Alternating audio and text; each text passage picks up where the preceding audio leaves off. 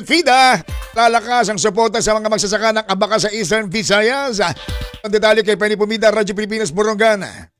Radyo Pilipinas. Radyo Pilipinas. Report. Pinalalakas ng Philippine Fiber Industry Development Authority o PhilFIDA ang pagkikipag-ugnayan sa mga lokal na pamahalaan at mga magsasaka upang higit pang mapaunlad ang industriya ng abaka sa Eastern Visayas. Sa loob ng 3 araw, nagsagawa ng opisyal na pagbisita sa rehiyon si PhilFIDA Executive Director Arnold Ali Atienza, kasamang iba pang opisyal ng ahensya. Sa Southern Leyte, naging panauhing pandangal si Atienza sa Rural-Based Organization Awarding Night bilang bahagi ng pagdiriwang ng ika-66 na anibersaryo ng lalawigan.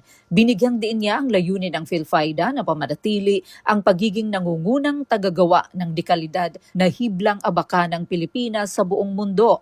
Namahagi rin siya ng cash incentive sa mga benepisyaryo ng abaka rehabilitation project sa Hilongos at tiniyak ang patuloy na suporta ng pamahalaan upang mapataas ang produksyon ng kita ng mga magsasaka.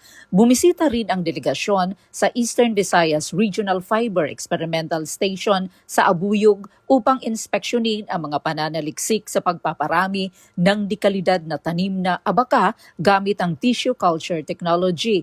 Naging panauhin din si Atienza sa isang panayam sa radyo kung saan tinalakay niya ang mga programa ng PhilFIDA at ang kahalagahan ng pagtutulungan ng pambansang pamahalaan, mga lokal na pamahalaan at pribadong sektor sa pagpapaunlad ng industriya ng hibla.